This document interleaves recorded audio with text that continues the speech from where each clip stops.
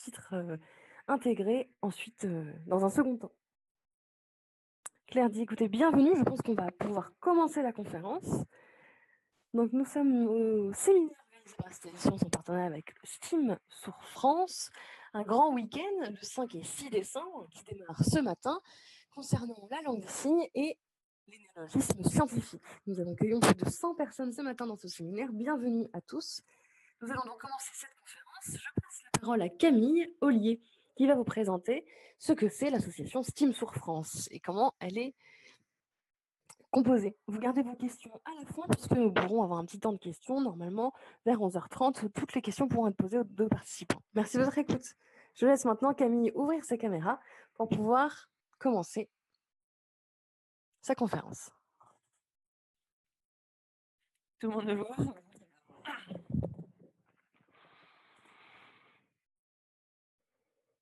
Je fais mon partage d'écran.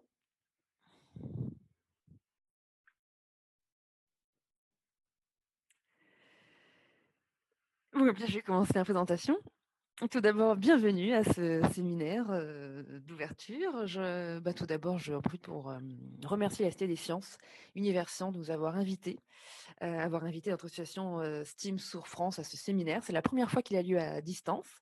Donc, merci aux médiateurs scientifiques Claire et Olivier de leur participation. Et bien sûr, merci aux interprètes que vous ne voyez pas à l'écran, mais qui sont en train de traduire vers le français. En introduction, je voudrais d'abord dire que c'est un séminaire scientifique pour découvrir la science et la LSF ensemble. Je vais présenter l'association STEAM Sourds France en expliquant bien évidemment comment ça se passe pour que vous ayez une idée plus claire. Je vais me présenter également. Moi, je suis Camille Ollier.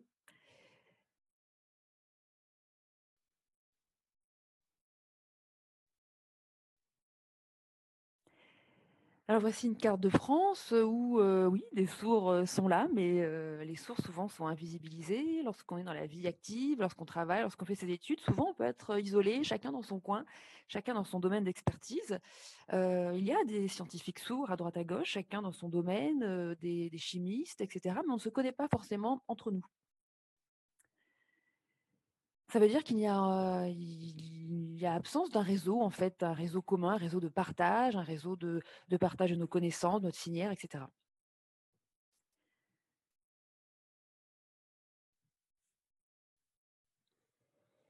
Donc les sourds scientifiques qui sont en études ou qui sont déjà en activité travaillent souvent avec des interprètes. Et il y a aussi un souci parce que il y a un problème de vocabulaire en langue des signes. Il y a des mots techniques, des mots scientifiques où des signes n'ont pas encore été créés, des choses difficiles à traduire ou des complications pour ensuite parler finement de son domaine d'expertise. Donc en général, entre scientifiques sourds et interprètes, il y a des codes qui se créent, des codes voilà, qui se créent juste entre ces deux personnes. Et à côté de ça, il y a d'autres personnes sourdes qui trouvent qu'il y a des domaines qui sont vraiment très compliqués, des signes très compliqués, qui préfèrent garder simplement le terme en français et ne créent même pas de code. Donc, on va effectivement parfois créer des signes avec des interprètes, mais par contre, on ne les diffuse pas. Ou alors, voilà, il y a des sites internet à droite à gauche, mais qu'on ne connaît pas forcément. Il n'y a pas en fait de visibilité de ces plateformes, de partage de ces plateformes, de ces signes qui ont pu être créés. Donc, finalement, tout ça reste vraiment caché, quoi.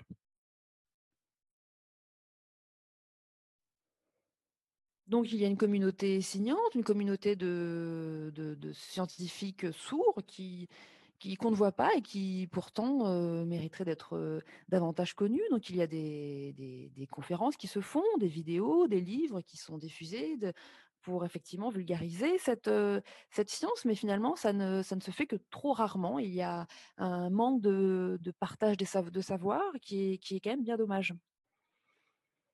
Et cet héritage, surtout cet héritage culturel, scientifique en langue des signes, voilà, qui ne se fait pas, qui n'est pas valorisé. Il y a des experts scientifiques sourds qui peuvent intervenir et montrer leur travail, donner leur savoir, échanger et puis échanger sur ce vocabulaire en langue des signes, ce vocabulaire scientifique. Et malheureusement, ce n'est pas encore assez développé.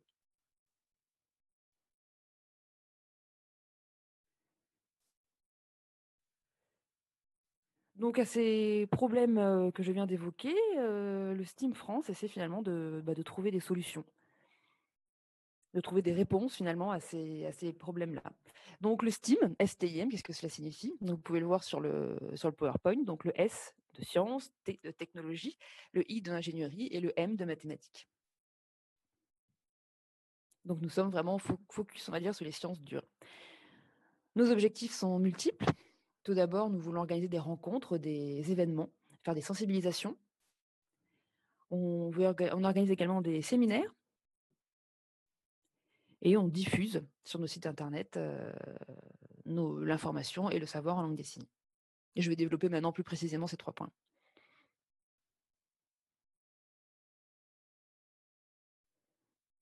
Alors, comment s'est développée l'association STEAM? Alors au départ, c'était donc en 2017, mois d'avril 2017. Nous sommes rendus en République tchèque, car il y a une ONG, des étudiants, sourds européens, en lien avec, la fédération des sourds, qui a organisé un séminaire européen. Un séminaire vraiment, donc c'était également le STEAM et lorsqu'on s'est rendu sur place, on s'est dit: «Bah, tiens, allez, on va participer à ça». Donc au départ, je pensais être la seule française, mais non, j'ai retrouvé 2 autres compatriotes. On s'est retrouvés à 3, donc Cyril et Tiffaine, que vous avez vu tout à l'heure. On s'est rencontrés et puis, donc vous pouvez voir les photos, on était assez nombreux et lors de ce séminaire, il y avait des personnes, différents profils, 9 pays étaient représentés, 9 pays européens, donc que des scientifiques. Ça a été vraiment un échange, très riche, vraiment vraiment intéressant. Donc on a eu des ateliers. Des ateliers où, on a pu se rendre compte des obstacles, mais également des solutions qu'il y avait dans chaque pays. Et avec Cyril et Tiffaine, en discutant, on s'est effectivement rendu compte que oui, en prenant un peu de recul sur ce qui se passait en France, oui, effectivement, il manquait un peu de valorisation de la culture scientifique, en langue des signes, création de signères, et cetera, transmission. Et à notre retour en France, on s'est dit, ben, voilà, qu'on avait envie de faire quelque chose et de se bouger, de faire avancer les choses. Et donc le secteur étudiant de la FNSF, Fédération nationale des sourds de France, nous a accueillis, et nous avons pu, en fait, à ce moment-là, créer un comité de pilotage, toujours en 2017. Donc c'est nous tous les 3, avec Tiffaine et Cyril, nous avons décidé d'entamer ce projet de création et donc la FNSF nous a donné beaucoup de conseils, beaucoup d'outils pour pouvoir avancer et pour, créer ensuite nos activités que j'ai développées par la suite.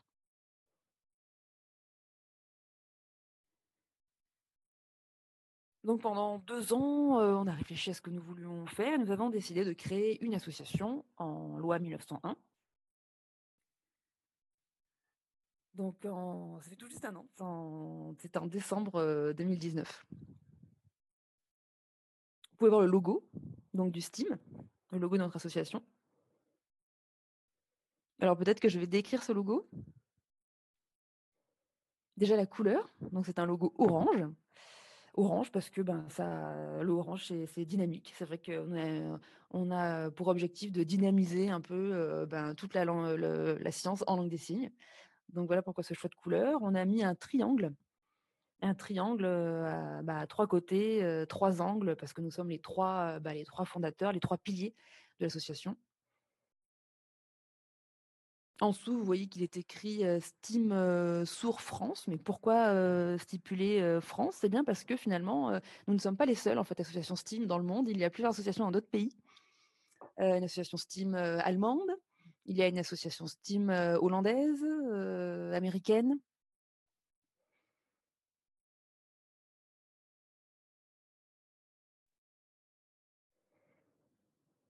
Donc au départ, nous étions 3, un petit groupe, de 3 et puis, on avait envie d'accueillir de nouvelles personnes, donc nous sommes 6 désormais. Donc depuis 2019, voilà l'équipe au complet. Donc vous pouvez voir les personnes là sur le PowerPoint. Tout d'abord, le premier garçon à gauche, donc c'est Raphaël, qui est étudiant ingénieur en chimie. À côté, vous avez Gwendoline, qui est diplômée en nutrition et en sciences des aliments. Cyril, donc ingénieur bâtiment et architecte. Ensuite, moi-même, donc je suis, en thèse de biologie marine. À côté, Juliette, qui est étudiante en traduction, mais qui a également fait des études de physique. Et la 6e, donc Tiffaine, que vous avez vu tout à l'heure, qui est diplômée de physique et également de traduction. Donc nous sommes voilà, 6 experts scientifiques avec un gros bagage scientifique. Voilà, l'équipe au complet. Au niveau de nos actions, alors je vais juste vous présenter quelques actions que nous mettons en place depuis notre création. Tout d'abord, nous organisons des rencontres. Alors par rencontre, alors le premier séminaire dont je vous ai parlé qui avait lieu en République tchèque, tout d'abord, et puis il y en a eu un autre en 2019, organisé en Hollande. Et donc on a voulu évidemment y participer. Ça a été donc séminaire, création de réseau, et donc on a voulu voilà, participer. Donc on a été rejoints là-bas. On est allé les rejoindre là-bas sur place, et donc ça s'est très bien passé. C'était un week-end, une expérience très riche de voilà, d'échanges et de rencontres.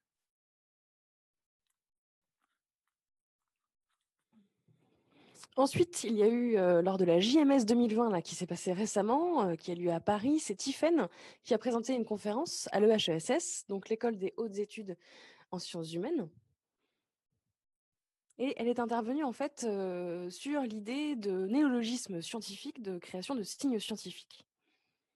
Donc si vous voulez revoir cette conférence, elle est disponible sur YouTube et sur notre site internet STEAM sur France, donc n'hésitez pas, à la visionner. Elle est bien sûr accessible sous-titrée et en langue des signes.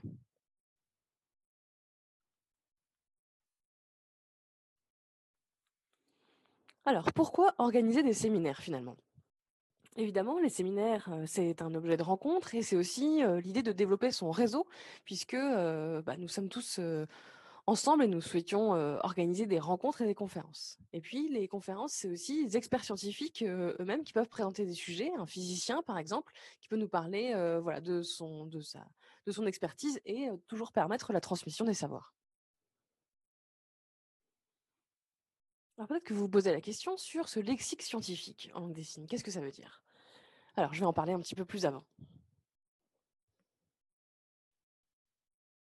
Donc lorsque nous organisons des séminaires, nous organisons également des ateliers. Les ateliers, c'est vraiment l'idée de discuter sur ce lexique scientifique. Donc il y a des ateliers par domaine, par exemple le domaine de la chimie, le domaine de la physique, le domaine de l'environnement. Donc lors de ces ateliers, qui sont les profils représentés? Souvent il y a 3 profils, un expert scientifique, par exemple un étudiant dans ce domaine-là, ou un chercheur, ou bien encore un médiateur scientifique. L'idée, c'est vraiment que son domaine d'expertise soit représenté. Ensuite, il y a des experts linguistiques, donc par exemple des interprètes, des traducteurs, et il y a également des experts pédagogiques. Donc par exemple des professeurs, des enseignants, des médiateurs. Et avec tous ces profils-là, c'est des experts dans leur domaine et ça permet de créer des ateliers et des échanges sur ces signes particuliers scientifiques. Un atelier, qu'est-ce que ça veut dire en fait? C'est différentes expertises qui s'y retrouvent. Et ça permet vraiment de lier les forces. Par exemple, un expert qui va parler voilà, de lexique chimique, par exemple, il essaye de voir si des signes peuvent convenir, est-ce qu'on crée des signes, est-ce qu'il y a des signes qui existent déjà, est-ce qu'on modifie des signes existants par rapport à ce vocabulaire dans la chimie, par exemple, et on essaie de se mettre d'accord. Après, bien sûr, il y a des signes où on ne peut pas se mettre d'accord, à ce moment-là, on en discute un peu plus tard et on ne valide pas, entre guillemets, ces signes. Une fois ces signes validés, on se filme et ensuite, l'association récupère tout ce signaire vidéo et le partage à tous, à toutes les personnes membres de Steam pour que tout le monde puisse les consulter et y avoir accès. Je vais vous profiter pour montrer une petite vidéo du premier séminaire qu'on a organisé à Paris pour vous montrer un petit peu ce que ça veut dire un atelier et à quoi ça ressemble.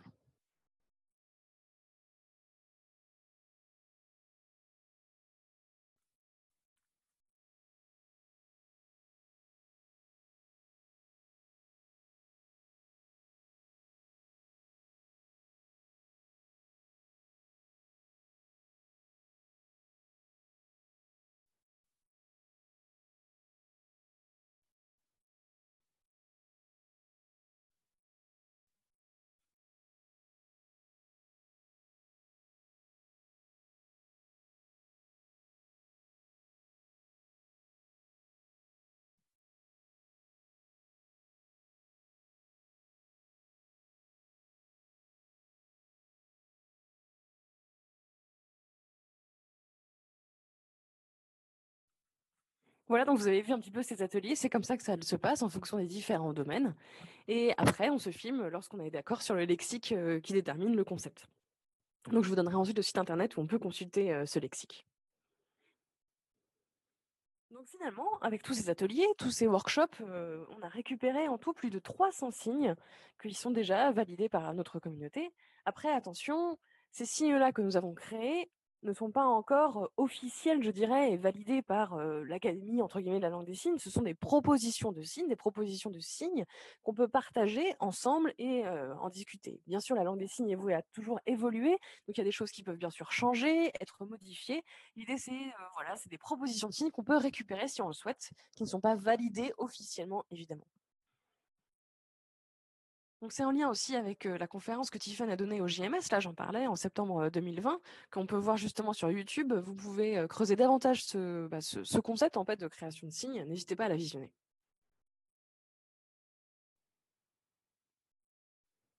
Lors de ces séminaires, combien de séminaires ont été organisés? En fait, c'est le quatrième. Là, c'est la cinquième fois dans ce week-end qu'on l'organise. Donc, il y a eu d'abord à Paris en 2017, 35 participants en décembre 2017.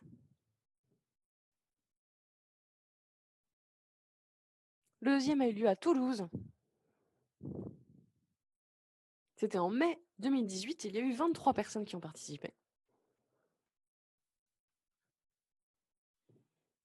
Le troisième séminaire a eu lieu à Lyon avec la participation de 31 personnes en octobre 2018. Ce séminaire était particulier parce que nous étions en lien avec l'IUT de Lyon et ça a permis d'organiser aussi le festival scientifique et d'assister au festival scientifique qui a eu lieu lors de ce même week-end.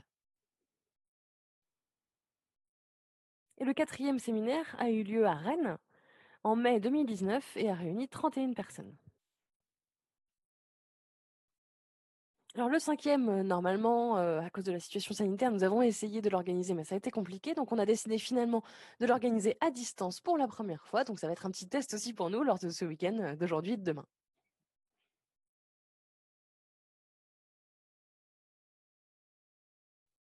Alors qui sont les membres et le réseau STEAM? Comment est-il composé? Ceux qui participent au séminaire ou ceux qui sont curieux des informations, on a un peu évalué les profils des personnes qui étaient membres de l'association. Donc en tout, il y a 76 personnes. 67 scientifiques, peut-être que vous pensez que c'est pas beaucoup, mais en fait finalement, voilà, c'est intéressant de se sentir aussi moins seul et de sentir qu'il y a un réseau derrière nous. Parce que l'idée, c'est vraiment de créer du réseau et de rendre visible l'invisible finalement et de créer un vrai réseau STEAM avec une reconnaissance des pairs et des experts scientifiques. Alors, bien sûr, il n'y a pas que des scientifiques sourds qui sont présents, il y a aussi des interprètes et des traducteurs qui sont présents, en tout 57. Alors pourquoi font-ils partie de ce réseau-là? Puisque bien sûr, lorsqu'il y a des interventions, je sais pas, dans les cours de biologie, à l'hôpital, il y a évidemment du lexique scientifique avec lesquels ils peuvent se sentir coincés. Donc l'idée, c'est aussi qu'ils participent à cette création, qu'ils les aident dans leur travail. Et il y avait vraiment des profils également d'enseignants, des professeurs qui nous rejoignent aussi dans le réseau, des formateurs en langue des signes ou de langue des signes, qui sont aussi des experts linguistiques et qui nous aident aussi dans cette création-là. Il y a un petit peu de personnes de sciences humaines et sociales également, parce que c'est vrai qu'au départ, en fait, STEAM vraiment était, sur les sciences dures, je dirais, comme je l'ai présenté au début, les sciences humaines et sociales étaient vraiment séparées. Et puis lors du troisième séminaire qui a lieu à Lyon, ce séminaire a été exceptionnellement ouvert aux personnes issues des sciences humaines et sociales et avec lesquelles nous avons travaillé. Alors bien sûr, on encourage le vocabulaire linguistique et les experts aussi en sciences humaines et sociales, bien sûr. Et donc j'espère que ça va aussi être, un deuxième réseau qui va se créer, au fil des années. Alors concernant les scientifiques sourds, quels sont les domaines qui sont représentés?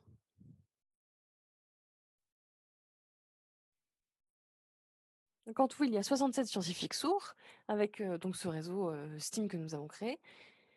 Les domaines qui sont le plus représentés, je dirais, c'est la physique en majorité et la santé.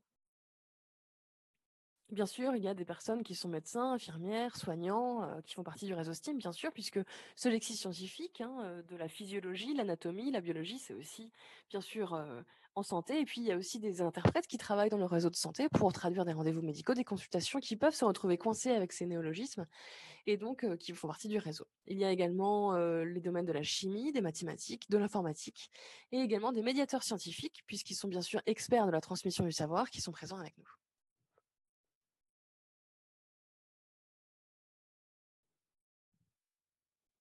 Alors, on parlait des séminaires, de la récolte de signes et on parlait de la diffusion de ces signes scientifiques également.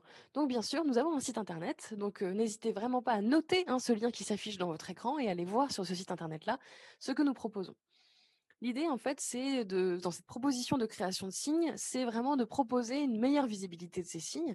Et nous partageons également des dictionnaires qui existent déjà sur un lexique scientifique qui a été créé par d'autres entités. Donc, vous pouvez vraiment consulter toutes ces ressources-là sur notre site. Voilà, il n'y a pas qu'un seul, ce n'est pas que un lexique scientifique, je dirais. Il y a aussi des événements qui sont partagés, des vidéos qui sont partagées aussi sur ce site. Je vais vous montrer rapidement un petit extrait de ce site internet, à quoi il ressemble.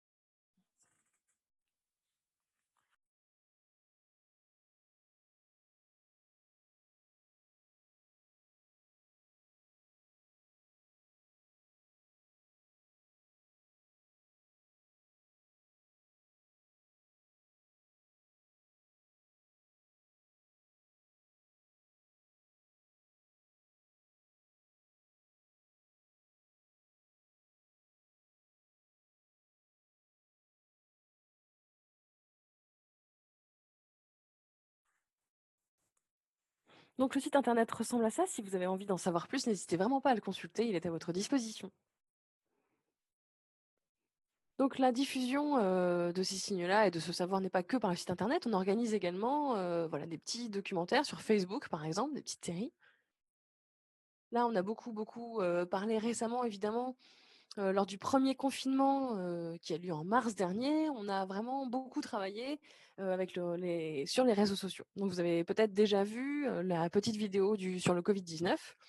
On a créé une petite série, en fait, un petit docu-série qu'on avait présenté sur les réseaux sociaux et l'idée, en fait, du projet, c'était les 4 femmes scientifiques qui se sont réunies, sourdes elles-mêmes, qui ont vraiment discuté ensemble et qui ont essayé de déterminer quelles étaient les problématiques principales liées au Covid et qui se sont filmées pour diffuser ensuite ces vidéos. Ces vidéos ont été vraiment beaucoup diffusées et partagées. En fait, c'était l'idée d'aller, voilà, ce que ça veut dire le Covid, le virus, quel est-il? Comment, se passe la contagion? Que fait le virus à l'intérieur du corps et cetera. Donc et aussi, sur la thématique du vaccin, c'est ces vidéos-là, qui ont parlé de tout ça. Donc vous pouvez voir, sur le site internet ces vidéos-là ou sur YouTube. Alors attention, voilà, c'est accessible en langue des signes et sous-titré évidemment.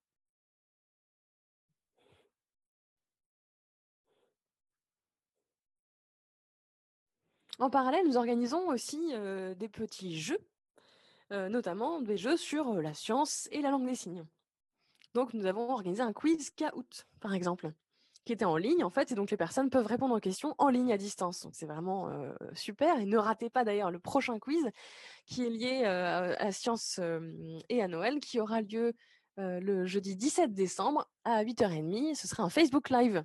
Donc on vous attend, nombreux pour pouvoir jouer ensemble et c'est un quiz qui est accessible en langue des signes seulement.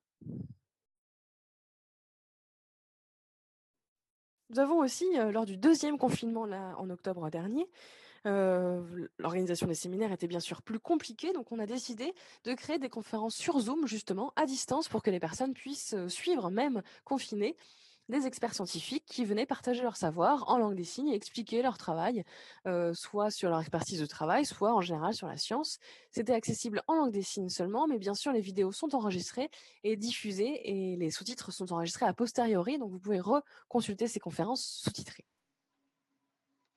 Et puis, bien sûr, dans les séminaires, il y a des ateliers, j'en parlais tout à l'heure, qui sont importants puisque c'est là où on crée ces nouveaux signes scientifiques. Et donc sur Zoom, voilà, une forme un petit peu différente. Nous avons organisé, il y a eu 6 participants experts que vous voyez là sur mon PowerPoint, notamment sur la physique, qui ont beaucoup discuté sur justement la création de signes, qui se sont filmés, qui nous ont envoyé les vidéos et que nous avons diffusées à notre tour. C'est vraiment la même forme que les ateliers qui ont lieu lors des séminaires.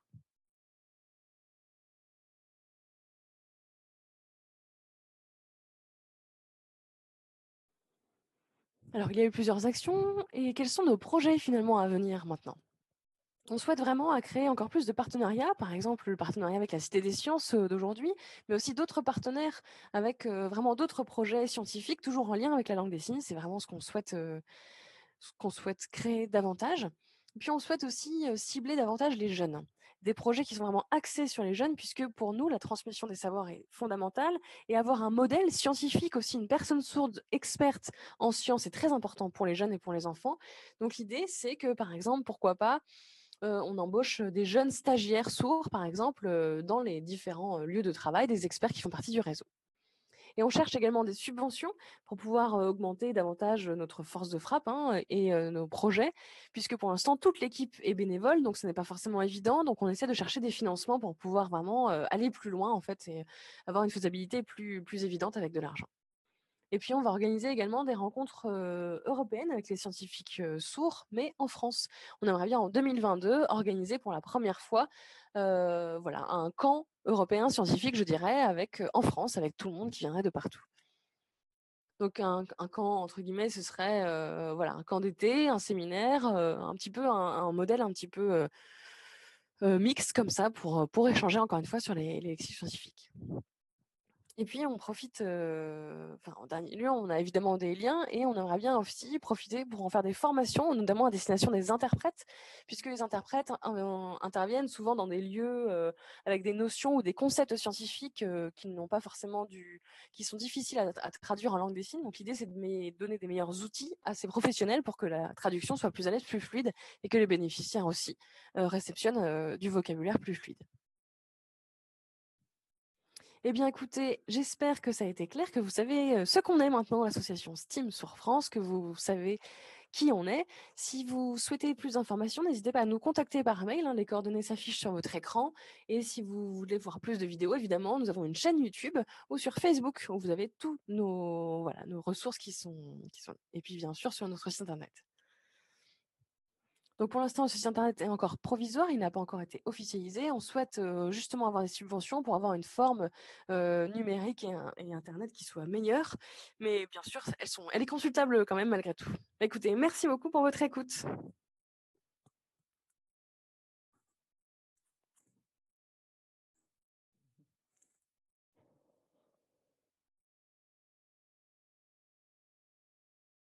Merci, merci Camille pour ta présentation du Steam Sourd France. C'était un plaisir de t'écouter.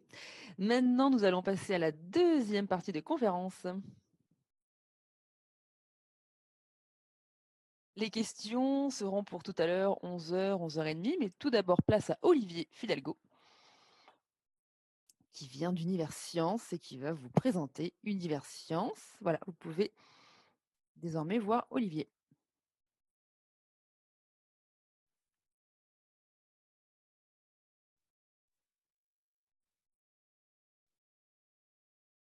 Olivier, est-ce que tu peux afficher ta vidéo, s'il te plaît?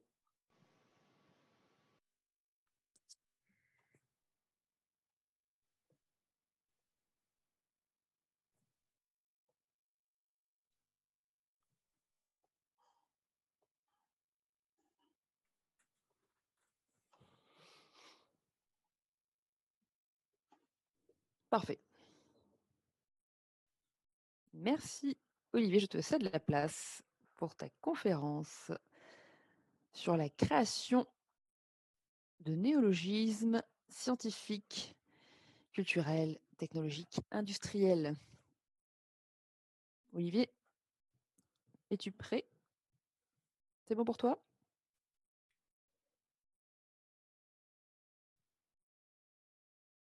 À tout à l'heure, dit Claire. C'est bon, dit Olivier.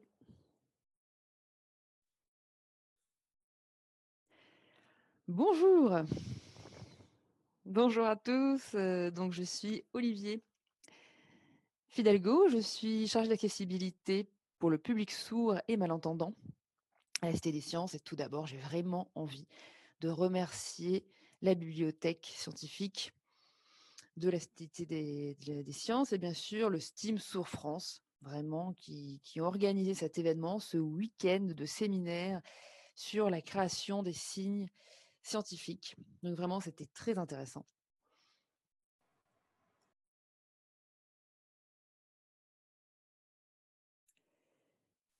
Bien, donc c'est la première fois que j'organise un webinaire. Tiens, un webinaire, un nouveau signe encore que webinaire.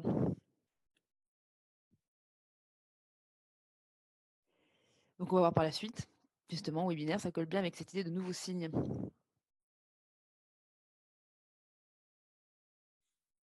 Alors, tout d'abord, je voudrais vous présenter mon équipe et la place que nous avons, donc au pôle accessibilité d'Univers Sciences. Alors, tout d'abord, ça fait 30 ans que la Cité des Sciences et de l'Industrie existe. Dès son ouverture, il y a eu un pôle accessibilité pour valoriser les contenus scientifiques, les contenus d'offres et pour permettre que ces contenus soient accessibles à tous. Alors, différents événements sont proposés ici à la Cité des Sciences, bien évidemment, et puis nous faisons de la communication aussi sur la programmation en cours chaque année à la Cité. Lorsqu'il y a aussi des innovations, de nouvelles technologies, nous en profitons aussi pour informer le public, par exemple avec des différentes formes de médias, de vidéos. Donc c'est au sein de notre équipe que nous montons tous ces projets. Dans mon équipe, il y a donc 2 personnes, moi-même et Marion Fouque. Nous travaillons tous les 2 justement au développement de l'accessibilité des contenus, des expositions.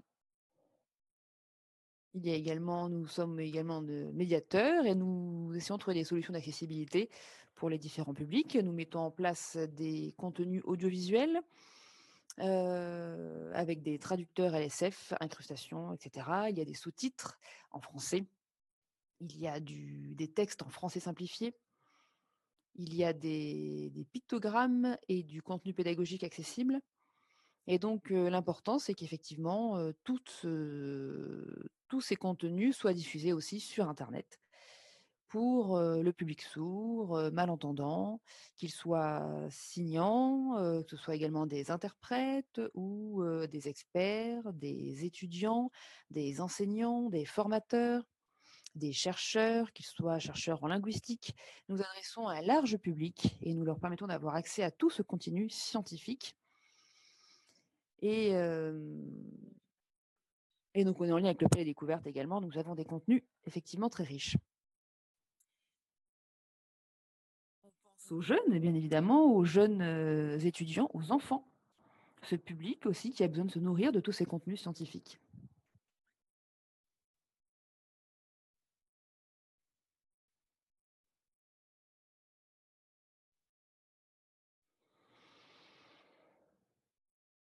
Alors, donc on parle de la création de signes, de néologismes dans différents domaines scientifiques, culturels, industriels, technologiques. Mais pourquoi est-ce qu'on veut vous parler de ça? Donc tout d'abord, je voudrais, quand même parler du patrimoine, finalement, de ce patrimoine que nous avons en langue des signes. Ensuite, j'ai envie effectivement de parler de la construction de ces nouveaux signes en langue des signes et puis, surtout, valoriser la langue des signes dans les expositions ou lors de médiations.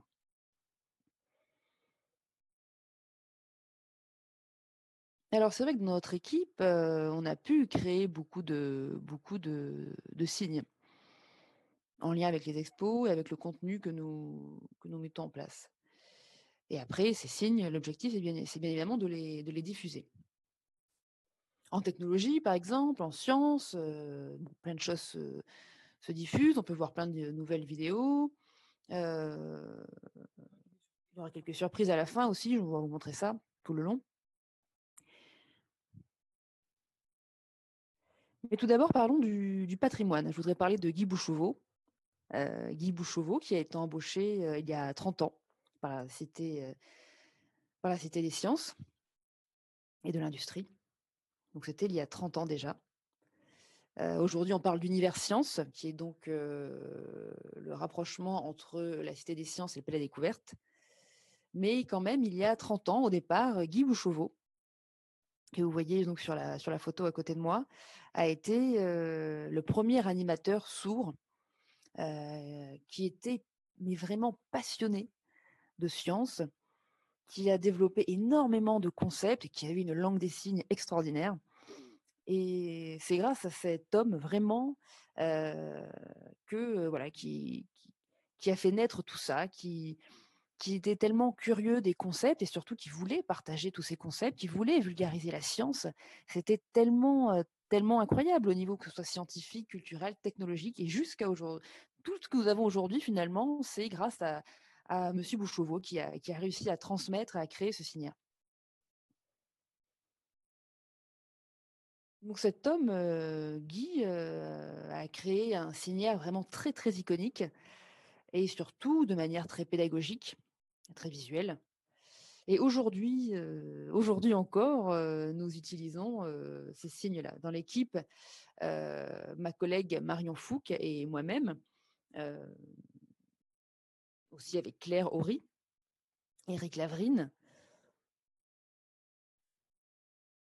et aussi avant avec d'autres animateurs qui ont pu venir, à la Cité des Sciences, nous avons été nourris, au travail de Guy Bouchauveau, son travail sur l'iconicité, sur tous ses concepts. Donc il y a vraiment un patrimoine. Il y a vraiment une transmission de ce savoir en langue des signes. Je vous propose d'ailleurs de voir une petite image. Je vous laisse regarder tranquillement l'image, hein, que je viens de d'afficher.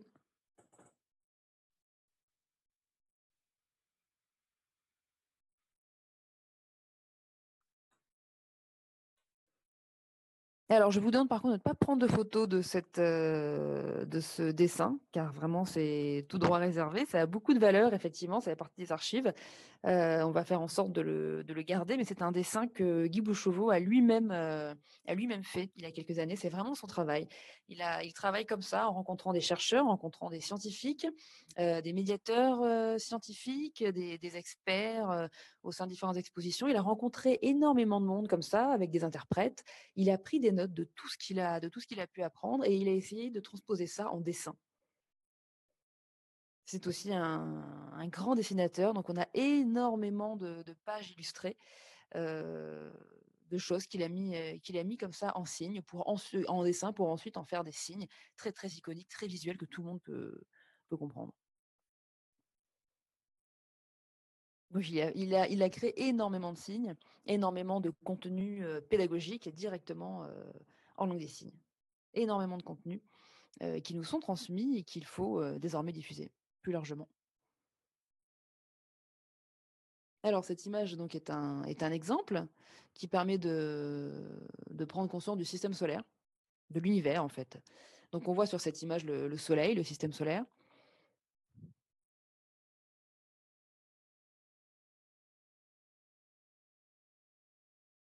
Et ce dessin est particulièrement intéressant parce qu'on voit les différentes formes de transfert possibles en fait, de taille, on peut se retrouver à différentes, positions dans l'univers en fait. On peut voir où on est, de quel point de vue on se place. Et là, ce dessin, il est fascinant car il permet de prendre conscience d'énormément de choses. Donc je vais vous montrer encore une autre image. Cette partie-là du dessin, où vous voyez vraiment la couche là de l'atmosphère.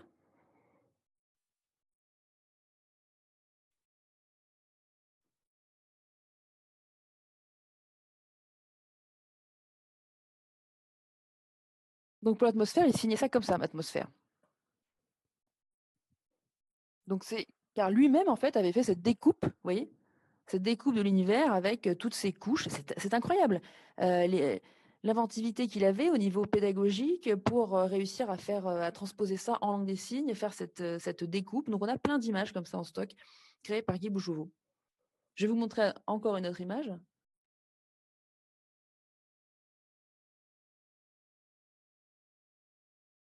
Alors sa théorie était finalement assez simple, hein, Au départ, tout le monde connaît ce signe donc d'arbre et voilà, l'arbre, c'est le signe, voilà, le signe ordinaire, l'arbre et lui-même a parlé, d'iconicité vraiment, c'est vrai quand, heu, lorsqu'on apprend effectivement le vocabulaire, bon, ben, arbre, oui, on reconnaît cette forme-là. C'est vrai qu'on peut aussi passer à un autre point de vue. Il y a aussi des termes plus compliqués, par exemple. Donc Guy avait aussi, créé tout un signal sur le soleil, donc très bien, il y a le soleil comme ça, ce signe, on va dire standard, mais il y a, d'autres signes qui peuvent être mis en place en fonction de la situation, comme je disais, en fonction de la place dans l'univers. On peut poser le soleil à un endroit et le reste du système solaire avec les autres planètes. Donc le soleil peut aussi être fait comme ça, en langue des signes, en fonction des transferts que l'on met en place, en fonction du point de vue, en fonction des transferts de situation. Le soleil peut être comme ça, par exemple, si j'incarne moi-même le soleil et que, j'installe autour de moi, les autres planètes. Donc j'incarne finalement le soleil à ce moment-là. On peut aussi incarner le soleil ainsi, faire cette énorme boule de feu.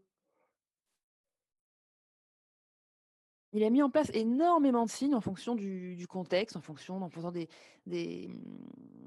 paramètres et des transferts de taille, de situation, et cetera. Donc oui, il a fait un travail vraiment, remarquable, très, très pointu en fait, heu, grâce aux différents paramètres, hein. Il a travaillé sur le mouvement, la forme des signes, l'expression, du visage, les emplacements, tous ces paramètres qui forment la langue des signes. Mais, surtout, il a beaucoup travaillé sur les transferts, vraiment.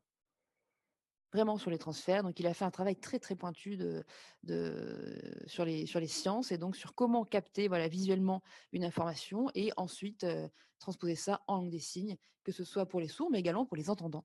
Et donc il a réussi ce pari-là, au final, hein, dans toutes les fois où, il s'est retrouvé avec un public, empêché, qui avait des problèmes de compréhension et cetera. Il a quand même réussi à faire passer son concept grâce à son travail sur la langue des signes, sur le dessin. Il a réussi à s'adapter à tout type finalement de public. Et donc il faut reprendre bien évidemment aujourd'hui encore ce travail-là, car c'est vraiment un véritable modèle.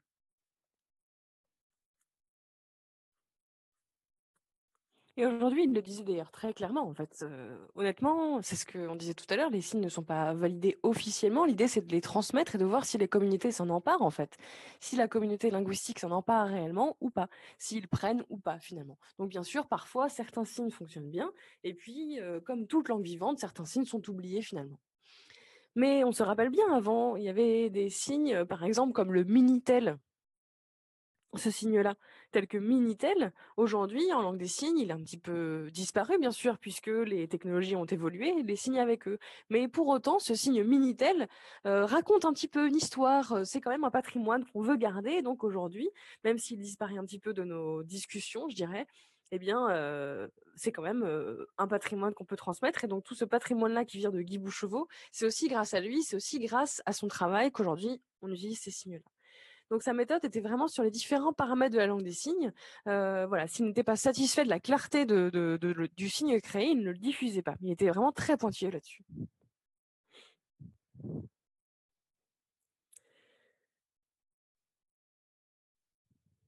Alors aujourd'hui, avec l'équipe accessibilité, il y a le Palais de la Découverte, je le disais tout à l'heure, et la Cité des Sciences. Et ce qui est très important pour nous, notre équipe qui est chargée d'accessibilité, c'est de travailler en lien avec les expositions qu'on présente dans ces deux lieux culturels. Et donc l'idée, c'est de valoriser vraiment la culture scientifique et les contenus scientifiques. Donc lorsqu'il va y avoir une nouvelle exposition présentée dans ces 2 bâtiments, en fait, avec l'équipe, donc l'équipe de muséologie notamment, on discute beaucoup avec eux et puis on leur demande, d'intégrer toujours des traducteurs LSF au sein des vidéos, dans tous les médias audiovisuels qui sont présentés lors de ces expositions, en fait. Donc à chaque fois, il y a vraiment, entre guillemets, «une option prête» en langue des signes, donc tout le monde peut suivre la vidéo, que ce soit enfant ou adulte, en langue des signes s'il le souhaite.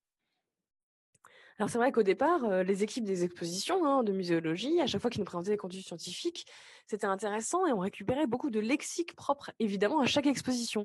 Donc on notait vraiment ce lexique-là et on fait ensuite appel à Claire notamment, qui travaille à la bibliothèque de la Cité des Sciences et on discute avec elle. Est-ce qu'il y a un mot qui existe en langue des signes pour ça? Est-ce qu'il y a un lexique qui existe déjà?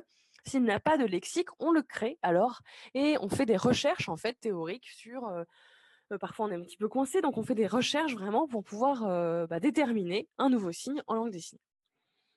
Et ensuite, on fait appel à un prestataire, de service, des traducteurs professionnels avec qui on discute et on prépare ensuite, voilà, une expertise linguistique. Donc évidemment, puisque nous sommes à la fois experts linguistiques et culturels et scientifiques et on discute avec eux pour voir si ça passe, en effet, ce signe qu'on a déterminé et ensuite, ils font donc la traduction eux-mêmes, en fait, de la vidéo et nous sommes là pour vraiment vérifier que le timecode est bon, que tout est bon, que le la vidéo, est précise et que la qualité est là, bien sûr, puisque c'est important pour nous et ensuite elle est diffusée sur le site internet.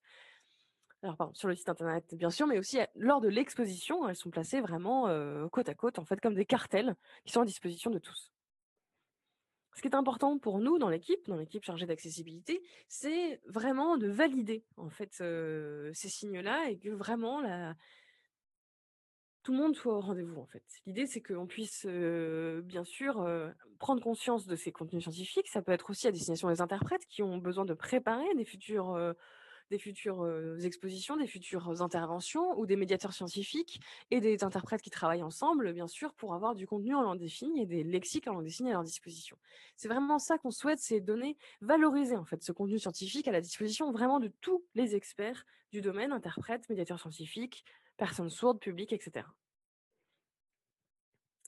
Alors, j'avais envie de faire une petite expérience avec vous sur un nouveau signe.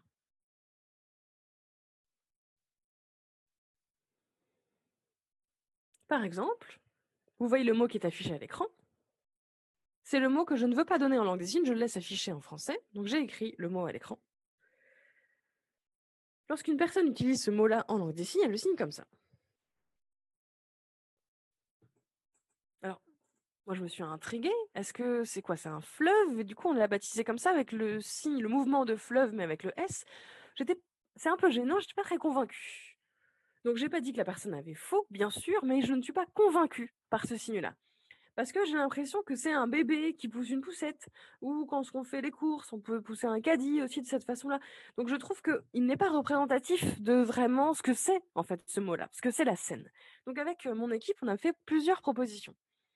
Notamment, par exemple, les fleuves sont déterminés, lors de leur position géographique. Par exemple, on explique fleuve et on se fait le chemin de la Seine, en fait, dans la carte sur la carte de France. On peut aussi représenter la carte de France sur notre main, simplement, et faire le chemin de la Seine sur notre main. Ou on peut peut-être épeler, puisque c'est un petit mot, Seine, donc en 5 lettres, on peut l'épeler aussi.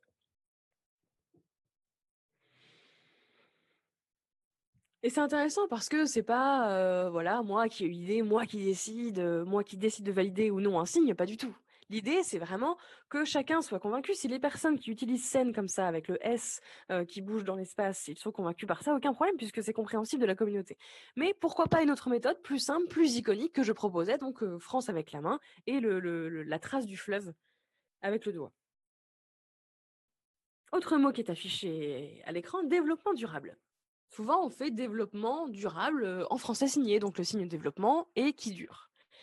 Mais pas convaincu non plus par ceci, on a vraiment discuté avec les RORI, notamment à l'Institut des sciences, ça fait 2 ans déjà, de 2006 pardon, à 2008. Durant 2 ans, nous avons travaillé ensemble avec Claire sur cette thématique notamment, et on a beaucoup réfléchi sur ce mot-là. C'est assez complexe comme concept. Donc on avait travaillé également avec l'équipe de L'Œil et la Main qui souhaitait voilà, rendre hommage à Guy Bouchauveau à l'époque et donc travailler sur le néologisme. Donc ils nous avaient filmé en train de préparer, dessiner, chercher des infos sur ce nouveau concept.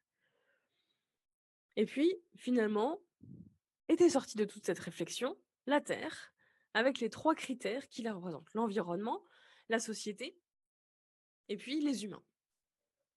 Donc on s'était dit intéressant, hop, de faire ce signe-là. Et ce signe-là, a été filmé, mais voilà, nous on préparait en fait, donc on était contentes et puis on s'est dit: «On va voir, L'Œil et la Main, super!» On était vraiment ravis de voir que et puis finalement, en fait, on s'est dit: «Bah non, mais ce signe-là suffit en fait». Parce que les personnes avec qui on avait fait des retours, en fait, nous disaient: «Mais non, mais c'est génial, ce signe-là, il est parfait, c'est super clair, c'est tout bon, on comprend, voilà, le contenu, tout y est en fait, hein, le sens». Donc on s'est dit: «Par hasard, en fait, ça, bah super, ça va être développement durable alors». Parce que les retours ont été au rendez-vous, mais ça n'a pas été facile de le valider officiellement, évidemment. Alors il y a une autre, petite anecdote aussi, sur le mot lavande, qui est une plante, hein, que tout le monde connaît, qui est souvent, représentée, voilà, en Provence, je dirais, c'est une herbe de Provence. Et donc on se dit une herbe qui vient de Provence, qui sent bon, voilà, avant il y avait cette histoire de parfum, le parfum de la lavande. Et donc, lorsqu'on a dû, guider en fait, scientifiquement et se faire filmer, préparer à se faire filmer pour faire la communication, la publicité à propos de ces champs de lavande, on en parlait beaucoup. Et donc on se signait comme ça et puis finalement, c'est sorti ce signe-là. Avec les configurations en V des 2 mains, c'est sorti comme ça, lavande. Donc c'est Claire qui était en train de filmer et qui me dit: «Mais enfin, c'est joli ça, dis donc, ce signe-là». Alors que moi j'ai dit: «Quoi? Quel signe? De quoi tu parles?» «Bah, le signe lavande comme ça, c'est intéressant parce qu'on voit un peu ce parfum, on voit les champs, on voit le vent dans les brins de lavande». Je trouvais ça top et donc on s'est dit moi-même je ne savais pas que j'avais créé un signe, mais finalement, avec les connaissances scientifiques que j'ai, les études, toutes les réflexions qu'on avait fait sur ce concept-là, finalement, j'oubliais un peu tout ça et puis naturellement c'est sorti en iconicité, comme ça, je me suis dit lavande et en fait, c'était comme ça finalement qu'après on a diffusé ce signe-là. Après plusieurs mois, plusieurs années, plus tard, je travaillais à l'université de Marseille, puis j'en ai profité pour demander un petit peu aux étudiants autour de moi: «Est-ce que vous auriez, voilà justement, un contenu sur la lavande?» Donc des étudiants qui venaient de Marseille, ont cherché et ont présenté, ce qu'ils avaient trouvé. Donc il y avait déjà un signe qui existait, lavande et en fait ça m'a fait vraiment très plaisir parce que finalement, ce signe-là a été, valorisé.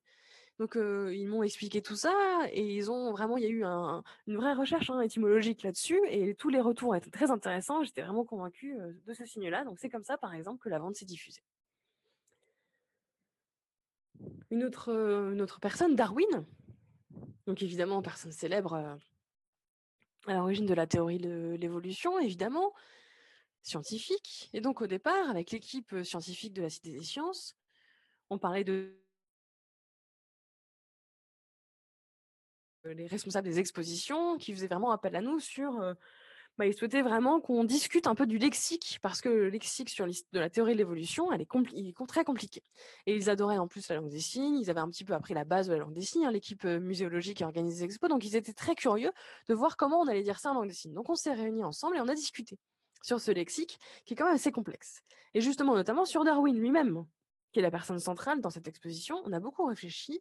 Est-ce qu'on fait quoi? Homme, évolution, réflexion. Et on s'est dit, bah celui-ci, tiens, pourquoi pas? Tout le monde a été très touché de ce signe, on l'a diffusé et ça a bien fonctionné.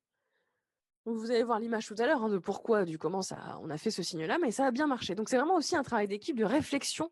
Ça n'est pas un travail seul, c'est vraiment des échanges avec d'autres équipes, d'autres experts scientifiques, des chercheurs, des experts linguistes, aussi. En fait, on pose des questions, on écoute, voilà, on peut, se téléphoner avec un interprète aussi, on regarde des images, on récupère l'iconicité qui nous plaît et on crée petit à petit des signes comme ça.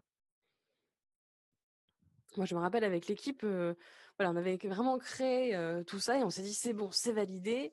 Non, en fait, parce que finalement, on ne valide pas, on propose encore une fois. En fait, on essaye de valoriser ce contenu scientifique, de valoriser, les signes. Est-ce qu'il ne marche est-ce qu'il marche ou il ne marche pas? En fait, c'est le principe d'une langue vivante. On le diffuse et on voit si la communauté linguistique s'en empare. C'est un plaisir de voir si ça fonctionne, hein. Si les signes sont utilisés et qu'on les revoit utilisés, ça nous fait vraiment bien plaisir. Mais voilà, l'idée, c'est la compréhension plus fine de ce contenu scientifique et sa diffusion. Après, c'est, chacun de s'en emparer ou pas. C'est vraiment notre équipe, nous, a vraiment l'idée de valoriser cette langue des signes et cette création lexicale en langue des signes, en fait. Mais ça n'est pas validé officiellement, encore une fois.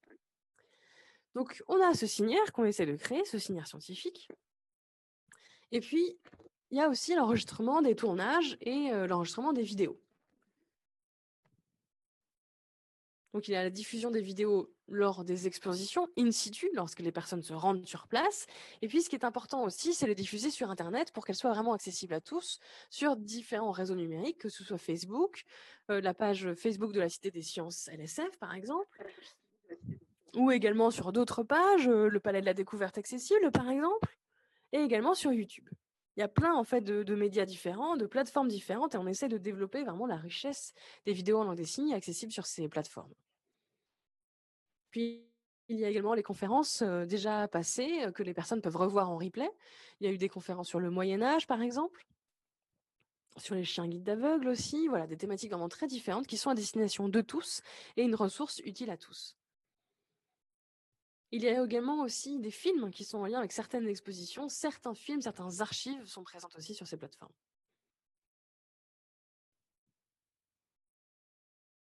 Il y a aussi un autre site qui s'appelle Le Blob. Le Blob, en fait, c'est vraiment un réseau très intéressant avec beaucoup de contenu scientifique et beaucoup d'archives vidéo notamment. D'archives vidéo LSF il y a je crois plus de 30 qui sont présentes là. Après, voilà, il y a quelques, vraiment une ressource incroyable qui est sur Univers Science. C'est vraiment une ressource, des ressources scientifiques, de la langue des signes scientifique unique. Vraiment, en France, on a plus de 600 vidéos sur le signaire linguistique. Et en plus, voilà, j'ai pas tout fini encore.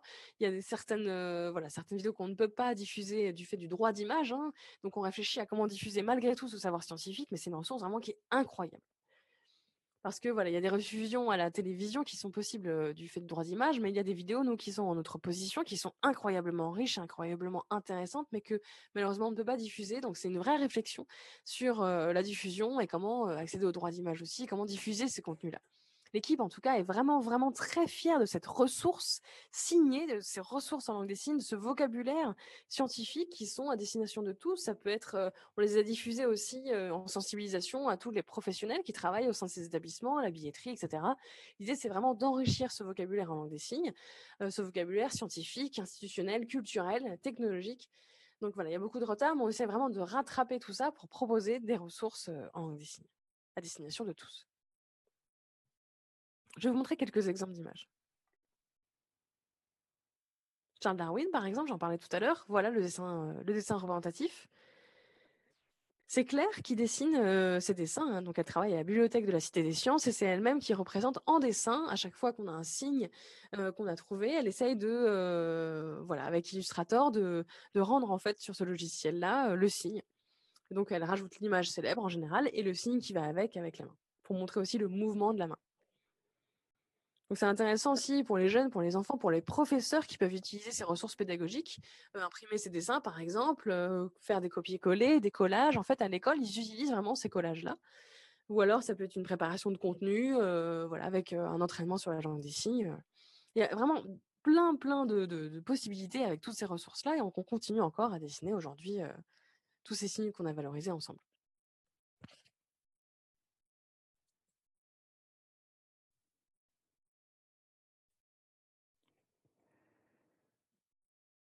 Encore autre chose, bah, bien évidemment la situation actuelle, hein, oui, hein, sur, cette, fameuse, pandémie de 2020, donc de cette pandémie de Covid-19, coronavirus Covid-19.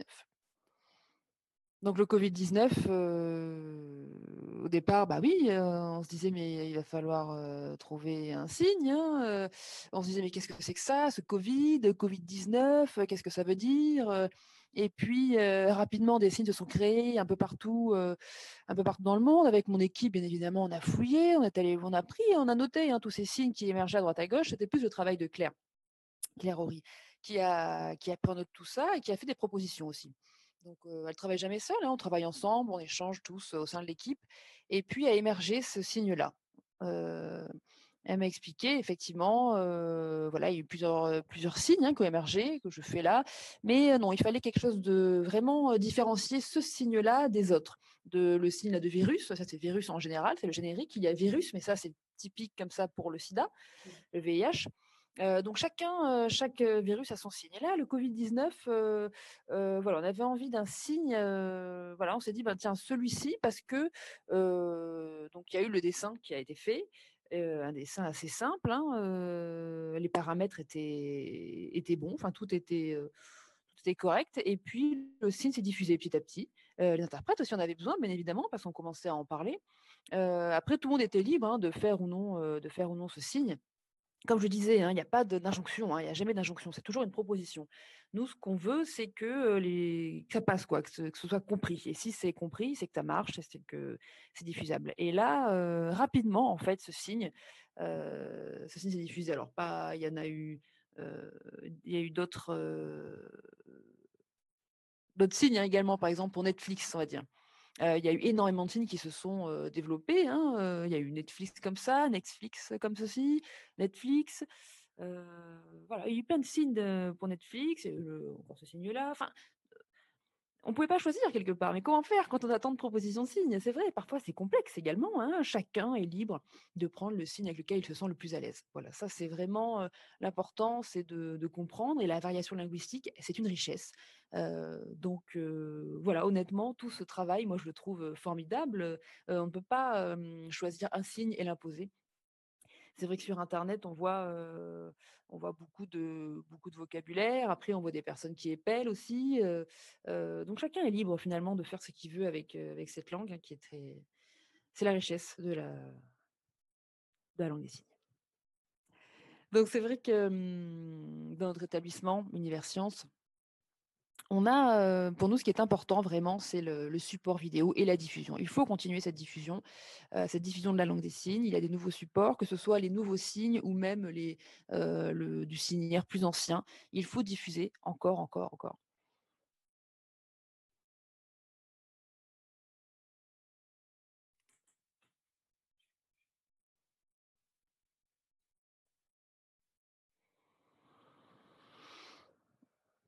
Bien, je, je pense que j'ai brossé un portrait assez total, hein, de tout ça. Donc la langue des signes, oui, ce qui est important, c'est de continuer à diffuser, toujours. Toujours diffuser, cette langue des signes, même des signes, qu'on peut se dire: «Oh, c'est pas terrible». Non, on diffuse en fait. On diffuse tout ce qu'on a, on récupère et c'est grâce à ça, à ce travail d'équipe et à cette diffusion qu'on arrivera à valoriser cette langue et valoriser le contenu scientifique. Hem, la création de nouveaux signaires, donc qui était l'intitulé de la conférence, oui, c'est important, que ce soit dans un domaine technologique, scientifique, culturel, industriel. Et c'est grâce à tous ces experts aux profils bien différents, que ce soit des chercheurs, et cetera, des équipes de muséographie, les équipes de médiateurs, chacun apporte son point de vue, chacun a des compétences dans son domaine et c'est en équipe avec une équipe vraiment compétente en langue des signes qu'on peut créer quelque chose. Là, bien sûr que la compétence linguistique est nécessaire, c'est vraiment la base, et c'est ensemble avec nos expertises réciproques qu'on peut, développer un signe, en lien avec le concept, qu'on peut le dessiner. Ça permet aussi de garder une trace. Par exemple, le patrimoine que nous avons grâce à Guy Bouchauveau, grâce à son travail, en dessin avec tous les paramètres, ça nous permet d'avancer. Sans cette transmission, sans cet archivage, on n'avance pas. On n'avance pas, ça c'est clair, on ne peut pas, faire un travail correct, mais c'est grâce à cette valorisation du travail de chacun qu'on a pu faire ça. C'est vrai que le pôle accessibilité a permis cette diffusion de vidéos en langue des signes.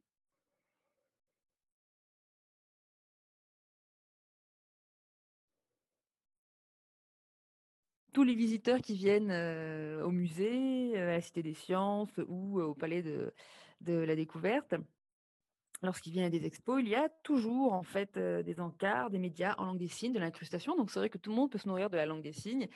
Chacun peut apprendre davantage, du coup, des concepts, scientifiques, peut comprendre de manière plus fine tous ces concepts grâce à la langue des signes. Il y a également, à la Géode, des lunettes connectées qui sont proposées aux visiteurs. Donc là, c'est très agréable. On peut regarder un film directement avec ses lunettes connectées avec donc là, la traduction qui est intégrée dans les lunettes ou alors le sous-titre. Donc c'est au choix. Donc il y a effectivement un confort assez formidable, il y a différents films qui sont mis en place à la Géode. Les professeurs aussi qui viennent avec des groupes, hein, que ce soit des enfants ou même des adultes qui viennent à la Cité des sciences, ils peuvent aussi récupérer, grâce à ces vidéos, du vocable, du signaire et reprendre ensuite leurs leçons, grâce au vocabulaire qui a été mis en place et donc se permettre effectivement l'avancée des connaissances, l'avancée du savoir et surtout la transmission. Après tout ce qui est, professionnel, interprète, formateur, traducteur, effectivement, oui, il y a beaucoup de ressources dans la Cité des sciences, énormément de ressources et grâce à ces ressources, ils peuvent travailler, ils peuvent enseigner, ils peuvent vulgariser tous ces concepts scientifiques. Donc oui, l'univers science a une place vraiment importante et prépondérante dans ce partage de savoir en langue des signes. On a fait beaucoup de productions, on a fait énormément de choses. On va, tout ce qui a été fait, va bientôt partir dans un centre à Bordeaux, Cap Science. Par exemple, l'expo chien et chat, par exemple, chat et chien, est parti donc voilà à Bordeaux. Une autre expo est partie sur Rennes, l'exposition Feu. Donc ce sont des expos en plus qu'on diffuse un peu plus largement, qui ne restent pas à Paris, donc chacun peut avoir accès à ces contenus en langue des signes. D'autres expos vont encore partir comme ça en tournée, hein, en France. Donc, avec notre équipe, voilà, on valorise ça aussi, l'accessibilité, mais surtout le partage dans d'autres régions, dans d'autres territoires français, également dans les DOM-TOM, pas simplement en France métropolitaine, mais c'est aussi dans les DOM-TOM où la langue des signes, notre pays aussi francophone, mais la langue des signes est proche, par exemple la Suisse ou la Belgique. Voilà, donc on diffuse largement, vraiment, on continue ce travail-là de transmission de la langue des signes. Et l'important, bien évidemment, c'est que le savoir soit pour tous. Tout le monde a droit au savoir. Voilà. Bon. Je reviens un petit peu en arrière. Donc, vous savez, au tout début, je ne sais pas de ce fameux webinaire. Alors, ce signe-là de webinaire, moi, c'est la première fois hein, que je sors ça. C'est hier soir, en fait, que je réfléchissais à tout ça, à cette journée. Tiens, je réfléchissais à l'étymologie du mot webinaire. Et je me disais, oui, qu'est-ce un webinaire qu'est-ce que c'est le web, Internet, hein, très bien. Iner, alors c'est un bout, hein, ça vient de séminaire, hein, séminaire, et donc web, iner, donc oui, c'est sur internet et nous on est là devant notre écran. On est assis, à regarder à travers notre écran un contenu proposé à distance, on est dans notre bureau, on échange, ah bah tiens, pourquoi pas un signe comme ça, mais rien d'officiel toujours, attention, hein, voilà, c'est juste, quand on se donne rendez-vous comme ça pour un webinaire, voilà, moi j'ai pensé à ça, un signe qui me va, mais peut-être que d'autres personnes auront un autre signe, je ne sais pas. Il faut chercher, il faut prendre le temps de découvrir. Là, c'est la première fois que je fais un webinaire moi aussi, donc j'ai cette proposition de signe. Voilà, webinaire. Après, on va voir si ça marche, si ça prend, si ça prend pas, si j'ai des retours, si les gens sont satisfaits ou non. À voir, peut-être qu'un autre signe va m'être proposé, avec plaisir. Mais l'important, voilà, c'est de continuer en tout cas dans cette logique-là, quoi.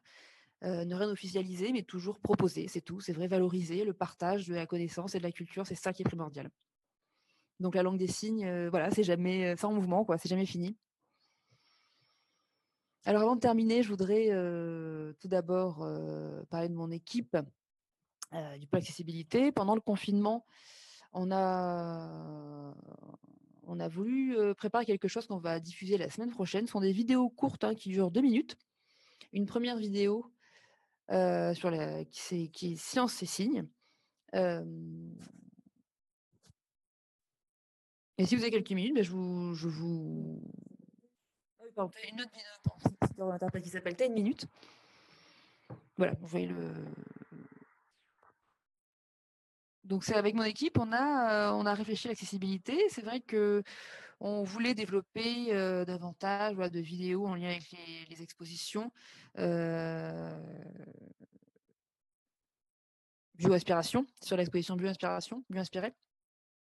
Donc le signe qu'on a mis en place provisoirement est celui-ci, Bioinspiré, car il y a effectivement le côté objet, animal, enfin tout ce qui est vivant en fait, qui nous inspire et qui permet de construire autre chose.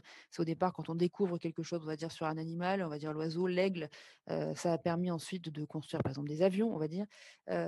Donc ce terme scientifique, voilà, de bio-inspiré, il y avait aussi d'autres propositions. Donc on a travaillé vraiment sur le contenu scientifique et sur comment développer ça en langue des signes, aussi sur tous ces concepts pour que les personnes apprennent davantage.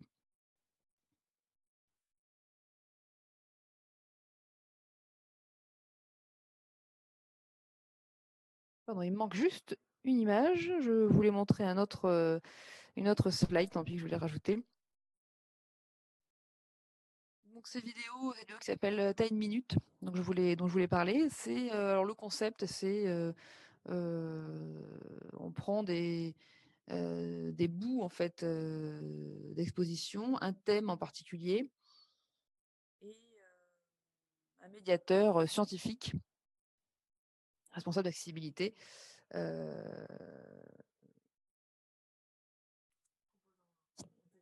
propose un texte en fait simplifié, il y a l'incrustation avec un traducteur LSF. Donc c'est en français et en langue des signes. Et donc ça explique par exemple la géologie, etc. Donc ça s'appelle 10 minutes. C'est un format assez court. Les premières vidéos dont j'ai parlé, science et langue des signes, sont en langue des signes sous-titré français.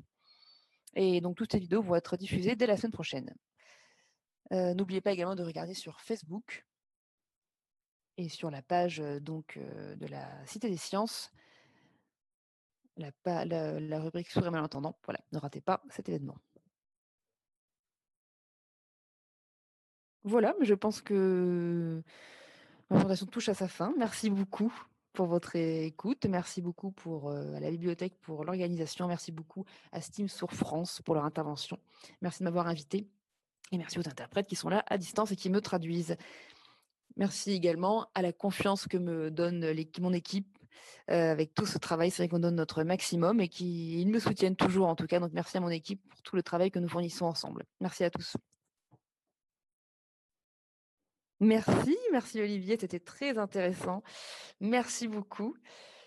Donc maintenant, on va pouvoir passer au débat, aux échanges. Si vous avez des questions, je vous en prie, c'est le moment.